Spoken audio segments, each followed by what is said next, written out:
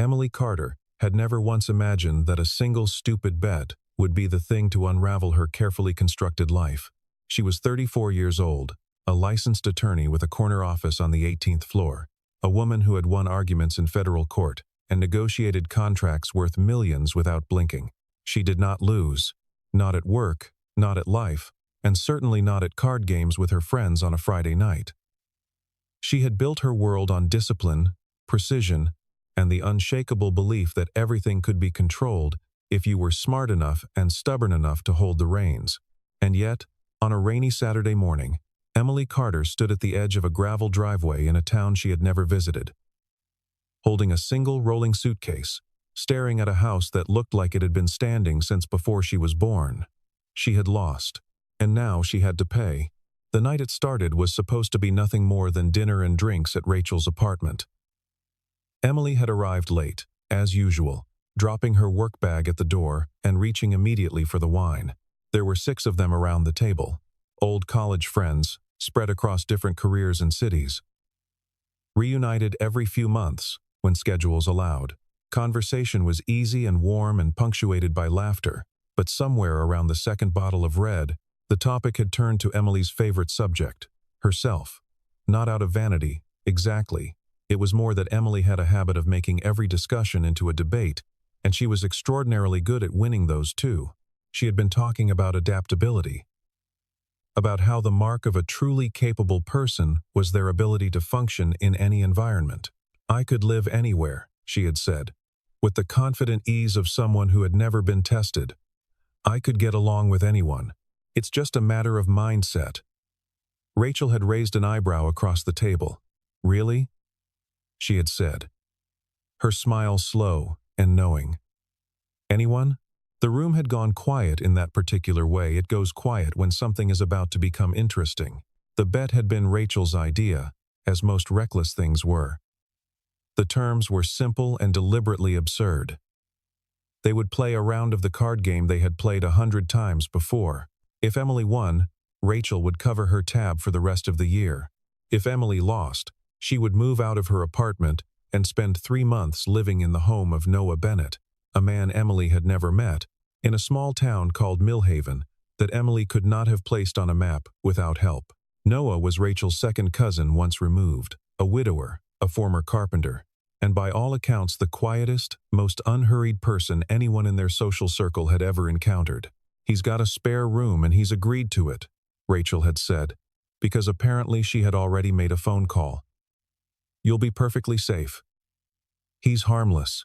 Emily had looked around the table at the faces of her friends, all of them trying very hard not to laugh, and she had said yes with the full confidence of someone who had never considered the possibility of losing. She lost on the third hand. The cards were absurdly bad. She sat there staring at them for a long moment, while everyone else around the table began to understand what had just happened. And then the laughter came, warm and helpless and entirely at her expense. Emily had laughed too. Because what else could she do? She had assumed it would blow over. She had assumed that by Sunday the whole thing would be quietly forgotten, that no one would actually hold her to it. But Rachel had filmed the moment Emily agreed. She had captured Emily's exact words, her confident hand gesture, her "I'll take that bet" said with a grin. By Sunday morning, the clip was in the group chat. By Sunday afternoon, 5 of her closest friends were texting her packing advice. Emily spent 2 weeks trying to find a legal loophole. She found none. A promise was a promise. And her friends were relentless. And somewhere beneath the frustration, she recognized that she had brought this entirely on herself. She arranged for her mail to be forwarded. She told her firm she would be working remotely. She packed 1 suitcase with the things she actually needed and left the rest. And on a Tuesday morning in early October, she drove 3 hours north and turned off the highway onto a road lined with oaks that had already begun to turn gold, and she found Millhaven exactly as unhurried and exactly as small as she had imagined it would be. Noah Bennett answered the door before she had a chance to knock. He must have heard the car on the gravel. He stood in the doorway in a gray flannel shirt and worn work boots, a man somewhere in his mid-40s with broad shoulders and calm, steady eyes the color of dark river water. He was not what she had expected. She had constructed a picture in her mind during the drive, filling in the details with assumptions. Someone unkempt, someone awkward, someone obviously in need of company, in a way that would make her feel vaguely guilty for the entire 3 months. Noah did not look any of those things. He looked like a man who had long ago made peace with every room he had ever walked into. "Emily," he said. Not a question, just her name, said simply, "Come in." His handshake was brief and dry, and he was already turning back inside before she had finished adjusting her grip on the suitcase handle. The house was small and it was old, and it was nothing like anything Emily had ever chosen to inhabit. The ceilings were lower than she preferred. The kitchen had open shelving and mismatched mugs, and a wooden table that had been repaired more than once. The grain of the patches visible if you looked closely, but it was clean in the way that things are clean when someone genuinely cares for them rather than when someone is trying to impress. There were plants on the windowsill and books stacked on the side table and a rag rug on the floor of the hallway that had clearly been there for decades. Emily had expected to feel suffocated. Instead, she felt something she could not immediately name. Something close to stillness. She did not say this out loud. She said, "It's cozy," and Noah said, "It works for me." And that was about the length of their first real conversation. The rules of cohabitation were established quietly over dinner that first evening. Noah cooked, which surprised her. He made a simple pasta with roasted tomatoes and fresh herbs from a pot on the back step, and he set 2 places without asking whether she wanted to eat. The rules were not so much stated as they were demonstrated. Noah was up early. He was quiet in the mornings. He did not watch television. He would cook if she wanted him to, but he would not be offended if she cooked for herself. The spare room was hers. The bathroom schedule worked itself out. He asked nothing of her time and offered nothing of his in return except for meals and the occasional calm exchange of words in the kitchen. Emily had expected to feel trapped. She felt, instead, like she had walked into a library after years of living inside a stadium. The silence was strange. It was also, in a way she was not ready to admit, a relief. But the silence also made her restless. Emily was a woman whose mind worked best when it had something to push against. And Noah did not push back. He did not react to her small provocations, the pointed comments she made about the simplicity of the house, or the lack of ambition she assumed was behind it. She had said, on the 3rd evening, something about how she couldn't imagine not having goals, not working towards something bigger. Noah had looked up from the book he was reading and said, simply, "What are you working toward?" She had not answered, because the question, spoken in that particular tone of genuine curiosity, had landed somewhere uncomfortable. He went back to his book. She sat with the question longer than she intended. She noticed the early mornings by the end of the first week. It was not loud, exactly, but the sounds were there if you were a light sleeper. The careful closing of the back door, the low creak of the truck engine turning over in the cold, the crunch of gravel going quiet as he turned onto the road. The first morning she heard it, she assumed he had insomnia. The second morning, she lay awake wondering. By the 5th morning, she was standing at the kitchen window with her hands around a mug of coffee, watching his taillights disappear in the blue-gray dark, and she had made a decision. She followed him the next morning. She told herself it was simple curiosity. She drove at a distance, following without much difficulty, through the small and predictable grid of Millhaven's streets. And what she found was not one destination, but several. Noah's first stop was the home of an elderly man named Walter, whose roof had been losing shingles since the last storm. She watched from the street as Noah climbed up with tools she had not noticed him loading, and for an hour and a half in the cold October air, he replaced shingles with the unhurried focus of someone doing exactly the thing they are meant to be doing. He did not look around to see if anyone was watching. He did not take photographs. He climbed down, exchanged a few words with Walter, and left before Walter had finished thanking him. Noah's second stop was a pharmacy on the edge of town, where he picked up prescriptions for a woman named Dottie, whom Emily later learned was 81 and had not driven herself anywhere in 3 years. He drove her to a clinic appointment. He carried her bag. He waited. His third stop was a hardware store run by a family who had lost half their inventory to a water leak in September, and he spent 2 hours helping them repair a section of shelving that had warped beyond usefulness. He refused every offer of payment with a small gesture of his hand, the same gesture each time, a kind of calm dismissal that was neither modest nor performative. It was simply final. Emily drove home before he did, and sat at the kitchen table and tried to make sense of what she had seen. Her mind, trained on motive and precedent, kept searching for the angle. People did things for reasons. There was always a reason. She cycled through the possibilities. He wanted recognition. He was building social capital. He was compensating for something. He was positioning himself in the community. None of the explanations fit. He had turned down money. He had left before the gratitude was finished. He had done it again the next day and the day after that, and nobody in Millhaven seemed to find it unusual. When she asked a woman at the bakery about Noah, the woman had looked at her with the uncomplicated warmth of someone describing a familiar piece of the landscape. "That's just Noah," she said. "He's always been like that." Emily did not know what to do with that answer. She confronted him about it, or tried to. She chose the word confronted deliberately, because that was how it felt in her head, but what it looked like in practice was the two of them standing in the kitchen after breakfast while she said she had noticed he went out early, and could she ask what he was doing. Noah poured himself a second cup of coffee and said she was welcome to ask. She asked.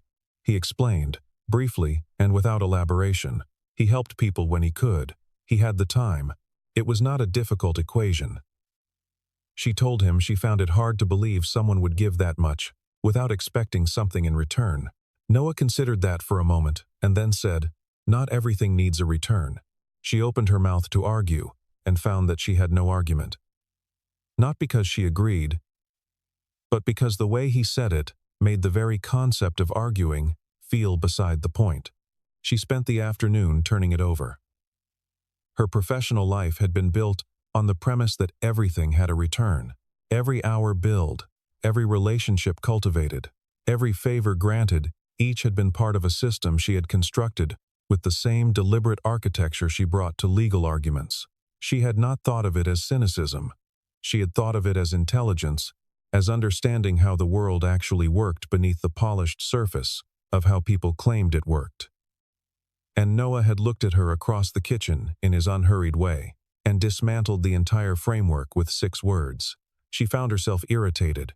She also found herself, quietly and against her will, wondering whether she had been wrong about something fundamental for a very long time. She did not share this thought with Noah. She was not yet ready to concede it, even to herself. But it was there, turning over in the back of her mind the way a question does when the answer is already present, and you are simply not yet willing to look at it directly. It was 3 days later that she saw the moment that stopped her entirely. She had come with him, by then, under the pretense of having nothing better to do, which was almost true. They were at the home of a woman in her late 70s named Margaret, who had asked Noah weeks ago if he could look at her back steps. The steps had been rotting quietly for 2 seasons, and Margaret had not been able to afford to have them fixed, and had been too proud to mention it to anyone who might feel obligated to help. Noah had brought materials, and he worked in the yard while Emily sat on a garden chair and watched and tried to decide whether this whole arrangement was therapeutic or irritating. When the steps were done, Margaret had come out to look at them. And then she had turned to Noah. And something in her expression had changed, gone soft and open in the way faces go when a person has been holding something too long, and she had pulled him into an embrace and begun to cry. Not loudly, quietly, the way people cry when they are relieved of something heavy. Emily watched Noah hold the old woman's shoulders with the steady, unhurried patience of someone who understood that this moment was not about him. His face was turned slightly away. He did not say it was nothing. He did not say anything at all. He just held still. Emily looked away and stared at the fence and felt something shift in her chest that she did not have a word for yet. She began asking questions after that. Not to Noah directly, not at first. She asked the people of Millhaven, and they told her things willingly. the way people in small towns tell the stories of the people they love. With a kind of careful pride, she learned that Noah's wife, Diane, had died of an illness when their son was 11 years old. She learned that the years after had been hard in ways that Noah had never described to anyone publicly, that he had worked every hour available to him and still come up short some months. That there had been a period of a few years that his closest friends still referred to only as the hard time without elaborating further. She learned that his son, Marcus, was now 26 and working as an engineer in Seattle, that they spoke regularly, that Noah was quietly proud of him in the way of fathers who do not need to announce their pride. She learned that Noah had begun helping people in the community slowly, without announcement, in the years after Marcus left home, as if the space that had been filled with raising a child had simply redirected itself towards something else. The night the power went out changed things between them in a way that Emily had not anticipated. It was a Thursday in mid-October, and a storm had been building all day. By 8 o'clock the lights were gone, and the house was dark except for the candles Noah lit, with the ease of a man who had prepared for this more than once. They sat at the kitchen table across from each other, the candle between them, making the room feel smaller and softer than it ever had in ordinary light. They talked, not about logistics or schedules or the minor negotiations of shared space, but actually talked, the kind of conversation that happens when there is no phone and no screen, and no noise to fill the gaps with something easier. Emily had asked him, at some point, whether he ever got lonely. It was a question she had not meant to ask aloud. Noah had looked at the candle for a moment before answering. He said that loneliness was something he had learned to distinguish from solitude. He said there had been a time when the two felt indistinguishable. He said losing Diane had taken him years to move through, not around, and that there was a difference. He said there had been stretches of time where he had not known who he was, without the shape of another person's life next to his. He said all of this quietly, without drama. As if he were describing the weather, Emily listened without speaking, which was unusual for her. When he was done, she did not say she was sorry, because it seemed insufficient. She said she had not known that kind of grief, and he said he hoped she wouldn't. There was a silence after that which was not uncomfortable. Emily sat with the quiet for longer than she expected. She was not a woman who did silence easily. Her apartment in the city had always been full of noise she'd manufactured for herself, background television, podcasts running while she worked, music she wasn't actually listening to because the absence of sound had always felt too much like an absence of progress. Here, in the candlelight, with Noah sitting across from her and rain running down the kitchen window, the quiet felt like a different substance entirely. It felt inhabited. She realized, with something close to embarrassment, that she could not remember the last time she had sat still in a room with another person without either working or performing. She could not remember the last time a conversation had left her feeling less defended rather than more. She told Noah this, in a roundabout way, and he listened with his particular quality of attention, the kind that made you feel your words were being received rather than merely processed. He said he thought a lot of people built noise into their lives because they were afraid of what they might hear if they let it go quiet. She asked if he had been afraid of that. He said yes, once. She asked what had changed. He said, after a moment, I ran out of things to drown it out with. So I started listening instead. The candle between them burned lower. The rain continued. Emily found that she had nothing to add to that, and for once did not feel the need to. She noticed the photograph the following morning. It was tucked behind a row of books on the shelf in the living room, small enough that she had walked past it a dozen times without registering it. She registered it now because the angle of the morning light caught the frame differently, and she stopped and looked. It was a photograph of a woman, younger than Emily, with dark hair and a wide, unhurried smile. She was looking at the camera with the ease of someone who did not need to perform happiness, because she simply had it. Emily stood in front of that photograph for a long moment. She did not touch it. She put it back exactly as it had been. Something had loosened in Emily by that point. Some mechanism she had kept tightly wound for longer than she could account for. She began going with Noah in the mornings without explanation, and he accepted her company without remark. She helped him, clumsily at first and then with more confidence, carry materials and hold things steady while he worked and talked to the people they helped in the way that came easily to her, the direct and focused attention of someone trained to make people feel heard. She was good at it. She was surprised to find that she was good at it. She had always thought of her professional skill with people as a tool, something she deployed strategically. Out here it was not strategy. It was just her, talking to a man whose gutters hadn't been cleaned since spring, or a woman who needed someone to listen while her steps were being fixed. It felt different from anything she had done in years. It felt, and she spent several days refusing to admit this to herself, like enough. She laughed more. She slept better. She cooked dinner one evening, and it was mediocre, and Noah ate it without complaint and told her the garlic was good. And she had laughed at that in a way that surprised her. Her friends noticed. Rachel called on a Thursday evening and said, "You sound different," in the careful voice of someone testing a theory.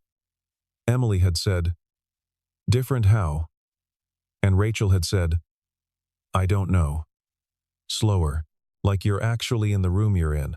Emily had thought about that after she hung up. She thought it was possibly the most accurate thing anyone had said to her in years. The email came on a Monday morning in November. It was from the senior partner at a firm in Chicago, a position she had wanted for 3 years, the kind of offer that arrived once if you were very good at your job and a little lucky besides. The salary was significant. The title was exactly what she had aimed for. The start date was in 3 weeks. Emily read it twice, sitting at the kitchen table with her coffee. And then she read it a third time, and she noticed that her reaction to it was not what she had expected her reaction to be. There was satisfaction, certainly. There was the recognition of a goal achieved, but there was also, underneath that, something that felt unexpectedly like dread. And she did not want to examine that too closely. She told Noah that evening. He listened without interrupting, and when she was done, he said it sounded like something she had worked hard for, and he thought she should take it. He said it simply, and without hesitation, the way he said most things. Emily had waited for something more. She had waited for him to pause, to qualify, to say something that would indicate the decision was not entirely straightforward. He did not. He got up and brought their dishes to the sink, and she sat there feeling a frustration she could not fully explain. She had not wanted him to tell her to stay. She told herself she had not wanted that. She was still telling herself that, when she went to bed, the distance between them arrived quietly in the days that followed. Emily was polite, and Noah was his usual self, which was to say that he showed almost nothing outwardly, and so it was impossible to tell whether he felt the shift at all, or whether she was simply projecting her own unease onto the arrangement. She began to wonder about the things he had not said. She turned them over in her mind, the way she would turn over gaps in testimony, looking for what had been omitted, and why. She wondered whether his encouragement had been genuine, or whether it had been something else entirely, a kind of release, a door held open because it was easier than asking someone to stay. She found out by accident. She had been in the hallway, looking for a jacket she had left near the door, when she heard Noah's voice coming from the back porch, low and unhurried, unmistakably in the middle of a phone conversation. She had not intended to listen. She had intended to get her jacket and go. But his voice had carried in the way voices carry on cold November evenings, when the air is still and the windows are thin, and she had stood in the hallway with her hand on the doorframe, and she had heard him say her name. He was talking to someone, a friend, a man whose voice she could not quite make out on the other end. He was saying that yes, he thought she was going to take the job. He was saying that she should. He said that she was one of the most capable people he had met in a long time, and that it would be a waste for her not to go back to the thing she was built for. And then there was a pause, and then Noah said, quietly and without self-pity, that it was going to be very quiet without her, and that he had not expected that. He said he had not been prepared for how much light she had brought into the house. He stopped talking for a moment, and Emily could hear him exhale slowly through the screen of the back door. He said he wasn't going to say anything to her about it, because it wasn't fair to put that on someone who had never asked to be there in the first place. Emily did not move for a long time. When she finally walked back to her room, she sat on the edge of the bed, and pressed her hands together and stared at the floor.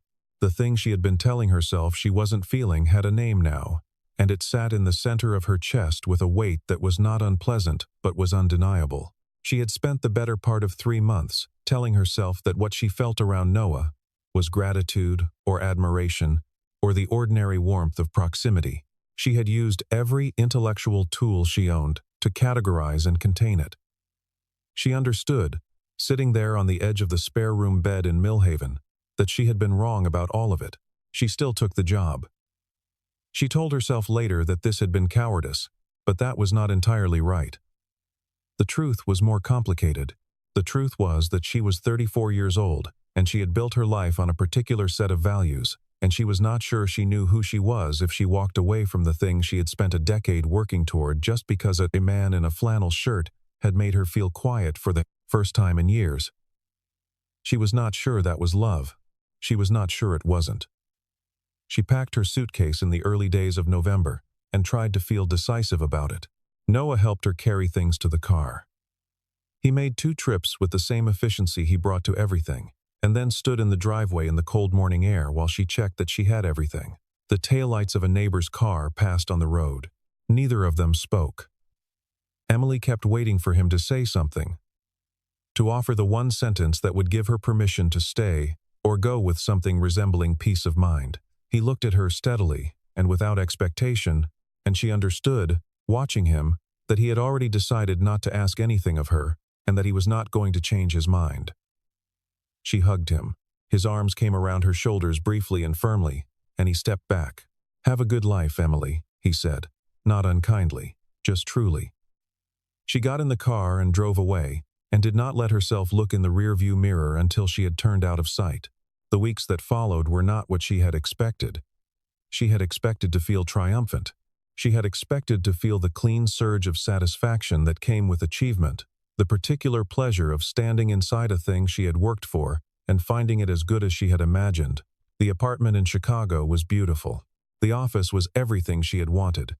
Her colleagues were sharp and ambitious, and the work was demanding in the way she had always wanted her work to be demanding. She should have been happy. She was, by every external measure, exactly where she had told herself she wanted to be. But she woke up before 5 in the mornings, and the silence was wrong. The city silence was not the silence she had learned to live inside. It was the silence of a place in which 10,000 people were awake in their separate apartments, all of them equally contained. The sound of everyone's privacy pressed together into a particular kind of aloneness. She noticed the difference without wanting to. She noticed it every morning when she made her coffee and looked out through the floor-to-ceiling window at the lake below. Beautiful and correct and entirely impersonal. She thought about the kitchen in Millhaven. She thought about the mismatched mugs and the herbs on the back step and the sound of gravel under tires in the early dark. She thought about the way Noah set 2 plates without asking, as if her presence at his table was simply a fact of the world that required no negotiation. She told herself it would pass. It did not pass.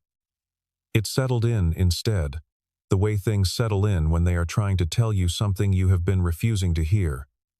Her work was good. Her arguments were sharp.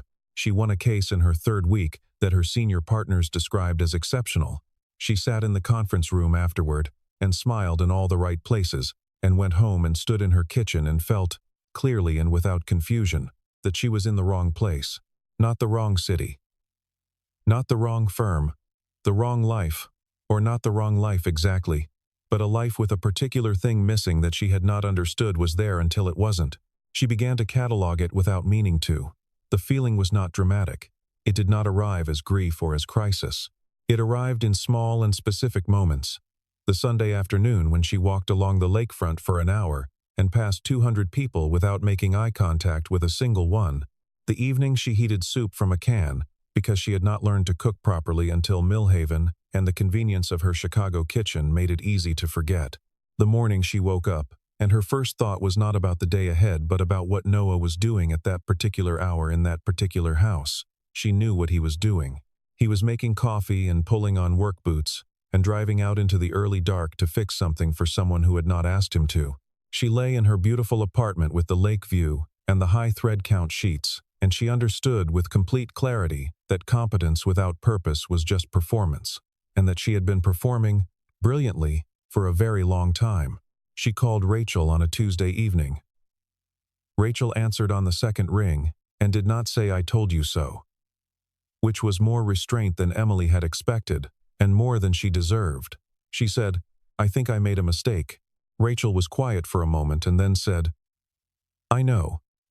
But you had to go find that out for yourself." Emily sat on the edge of her bed and stared at her hands and said, "What if he's moved on?" Rachel said, "He hasn't." Emily said, "How do you know?" Rachel said, "Because I know Noah." She paused. "Also because he wrote you a letter and gave it to me. And I've been waiting for you to be ready for it." The letter came from Rachel, handwritten, which was unusual enough that Emily sat down to read it at the kitchen table, rather than standing at the counter. Rachel explained that Noah had written something, weeks ago, in a moment she would not elaborate on, and had not sent it, and had eventually given it to her because he did not know what else to do with it, and that she, Rachel, had made the executive decision that Emily deserved to read it. The note was tucked inside the envelope, one page in Noah's handwriting, which was steady and simple and did not embellish. He wrote that he was grateful for the 3 months she had spent in his house. He wrote that she had reminded him, without trying to, that a home is not just the physical arrangement of rooms but the quality of attention brought to the people inside it. He wrote that she was one of the most alive people he had ever had the pleasure of knowing, and that he hoped her new life gave her everything she was looking for. He did not ask her to come back. He did not say he missed her. He only said that, whatever she found ahead of her, he hoped it was worth what she was made of. Emily read it twice. Then she set it down on the table and looked at it for a while. Then she picked up her phone and booked a train ticket for the following morning. She did not text ahead. She arrived in Millhaven on a Thursday afternoon. A cold, clear day in early December, with frost still white on the grass at the edges of the road. She drove the route she had memorized without meaning to, and pulled onto the gravel, and sat in the car for a moment, looking at the house. The lights were on inside. Smoke from the chimney. A pair of work boots on the porch step. She got out. Noah came around the side of the house carrying a length of wood. He saw her and stopped. He did not say anything immediately. He stood there in the cold holding the wood and looking at her with an expression she had not seen on his face before. Something careful and wondering and entirely unguarded. She crossed the gravel toward him, and he set the wood down against the side of the house without taking his eyes off her. She said, "I read your letter." He said, "I know. Rachel told me." She said, "You should have sent it." He said, "Maybe." She said, "I came back because I want to explain something to myself out loud, and I think I need you to hear it." He waited. He was very good at waiting. She told him what she had found in Chicago. She told him it was everything she had aimed for, and that it was real and good, and that she did not regret the years she had spent working toward it. She told him she had stood at that window and looked at that lake every morning and understood, slowly, and then all at once, that success was not the same thing as belonging. She told him that she had spent most of her adult life believing that being capable was the same as being complete, and that she had learned, somewhere between the rotting back steps of Margaret's house and the cold November driveway of his own, that it was not. She told him she was not there because she had failed. She was there because she had figured out what she was actually looking for, and it had turned out to be something she had already found by accident. Noah listened to all of it, without interrupting. When she was done, he looked at her for a long moment and then said, "You should know that I was not going to ask you to stay." She said, "I know." He said, "I meant it when I said I wanted you to have a good life." She said, "I know that too." She looked at him steadily. "I'm telling you that this is it. This is part of what a good life looks like for me. I'm not here asking for permission. I'm here because I want to be." Something moved through his expression then, slow and quiet. The way weather moves across open country. He reached out and took her hand. His grip was warm and unhurried, and entirely certain. They stood there in the cold in front of the house for a long moment, not speaking, not needing to. The late afternoon light was going gold across the tops of the oak trees. Somewhere down the road, a dog was barking at nothing in particular. Emily looked at the house, the old boards and the smoke from the chimney and the boots on the porch, and she felt something she recognized as peace, not the absence of difficulty, but the presence of something solid underneath her feet. Noah's hand was still in hers when they went inside. The months that followed were not without adjustment. Emily did not quit her career. She restructured it. She negotiated an arrangement that allowed her to work remotely 3 days a week and travel to Chicago twice a month. A compromise her firm accepted because she was worth the accommodation, and they both knew it. She kept the apartment in Chicago for the nights she needed to be there and spent the rest of her time in Millhaven, in the small house with the low ceilings and the mismatched mugs and the herbs on the back step. She learned to cook properly. She learned which neighbors needed what and when. She learned the geography of the town in the quiet way that comes from living inside it rather than passing through. Noah's mornings continued as they always had, and she joined them as often as her schedule allowed. They worked side by side without needing to explain the rhythm to each other. She brought her professional skills to some of what they did, helping people navigate paperwork and insurance forms, and the small bureaucratic tangles that accumulate quietly in people's lives without anyone noticing until it becomes a crisis. She was good at it in a way that mattered, and she felt the difference between mattering and achieving in a way she had not understood before. By spring, they had an idea. It began the way most good ideas begin, as a half-formed conversation over coffee that kept returning in different forms until it was too concrete to ignore.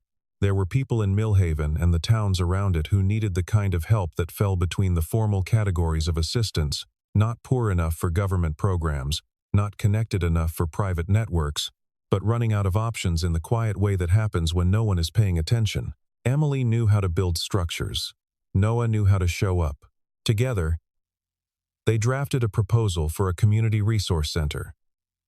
A small, impractical space where people could come for help with legal questions and home repairs and health navigation and the dozen other things that become crises when you have no one to ask. They found a building on the edge of town that had been empty for 3 years. They found funding through a combination of a small grant, local donations, and Emily's own savings, which were substantial and had been sitting in accounts she had never found a sufficiently meaningful use for until now. By autumn, the center was open, 2 days a week at first, and then 4. Emily threw herself into the work with the same intensity she had once reserved for litigation, but it felt different in her body. The stress of building something in Millhaven did not hollow her out the way courtroom pressure had. It tired her in the physical, satisfying way that sleep could resolve, rather than the anxious exhaustion of a mind that would not stop running the numbers at 2 in the morning. She wrote grant applications with the same precision she had once brought to legal briefs. She sat across from frightened people and explained what their options were in plain and honest language. And she found that the clarity she had once deployed as a tool for winning arguments was, in this context, simply kindness. She negotiated with local businesses for donations, the way she had once negotiated settlements. She was very good at it. And for the first time in years, being good at something felt like it was pointing in the right direction, rather than simply proving she was pointed correctly. It was a Saturday in late October when Emily saw the moment that settled everything into place. She was sitting on the steps of the center, finishing a cup of coffee and reviewing a set of documents, when she noticed Noah across the small yard, talking to a young man she did not recognize, someone who had come in that morning with a look she recognized, the particular blankness of a person who has run out of ideas and is not sure anyone will hear them. Noah was listening with his full and quiet attention, leaning slightly forward with his elbows on his knees, not offering solutions yet, just listening in the way that told the other person they were worth being heard. He looked up once and caught her eye across the yard and gave her a small, unhurried smile, and then returned his attention entirely to the young man in front of him. Emily watched them for a long time. She watched Noah tilt his head as the young man said something. She watched him nod once, slowly, and then say something in return that made the young man's shoulders drop by a fraction. the small physical release of a person who has just been told that someone understands. She had seen that gesture before, in Margaret's yard, in the pharmacy parking lot, on a dozen cold mornings she had spent driving the streets of Millhaven. The gesture was always the same. Noah never forced it and never performed it. He simply created the conditions for it to happen, quietly, without announcement, the way you clear a space and wait for something to come and rest there. Emily sat there with her coffee going cold in her hands, and she thought about the card game on a rainy Friday in October, the bet she had taken out of pride, the driveway she had stood in with her suitcase and her certainty, and her total inability to imagine that this place and this man would matter to her. She thought about all the things she had believed she was building, the career and the title, and the careful fortress of competence. And she thought about what she had actually needed, which was someone who paid attention, and a place where attention mattered. She thought about the version of herself who had sat at Rachel's table and said she could get along with anyone, anywhere. And she recognized that woman with something between affection and pity. That woman had been telling the truth as she understood it. She simply had not understood very much yet. She had confused the ability to perform in any room with the ability to genuinely belong in one. She had confused independence with freedom. She had confused being difficult to rattle with being at peace. The distance between those pairs of words, she now understood, was the whole distance between a life and a good one. She was not certain she had arrived at a good one. She was certain, for the first time, that she was moving in the right direction. She thought that she had walked into Millhaven thinking she was doing Noah a favor by tolerating his company, and she understood now, with the complete and rueful clarity of someone who has finally caught up with the truth, that it had been entirely the other way around. The best things in a life rarely arrive in the shape we expect them to. They arrive sideways, through a card game gone wrong or a driveway we didn't choose, or a person who asks a question we haven't prepared an answer for. They arrive in the form of someone who gets up at 5 in the morning not because anyone asked them to, but because it is simply what they believe a person should do. What Emily Carter came to understand, not all at once but slowly, and then with complete certainty, was that she had spent years building a life around the things she could win and almost missed the only thing worth keeping. She did not miss it. She drove 3 hours and stood in a cold gravel driveway and said, "I want to be here." And that turned out to be the most important thing she had ever argued. Not every achievement is a trophy on a shelf. Some of the most significant things we accomplish are the parts of ourselves we finally agree to let go of, the armor we wore because we didn't know we were safe, the distance we kept because we didn't know we were allowed to be close. Emily had been brilliant and capable, and entirely defended, and what changed her was not failure and not catastrophe, but the ordinary, repeated, unspectacular witness of a man who chose, every single morning, to give his time to people who had not earned it by any conventional measure. She watched him do it and she understood, without anyone telling her, that this was what it looked like to live without waste. Not the waste of money or opportunity, but the waste of the days themselves, the ordinary days that pass unremarked while we are waiting for the important ones to arrive.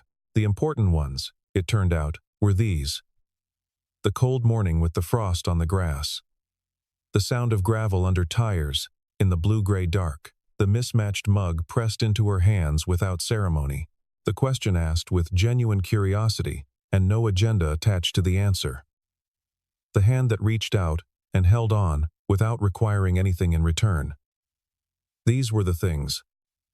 These had always been the things. Emily Carter had simply needed 3 months, a lost card game, and one remarkably patient man to understand that the life worth building was not the one she had planned, but the one she had stumbled into by accident and been wise enough, finally, to choose.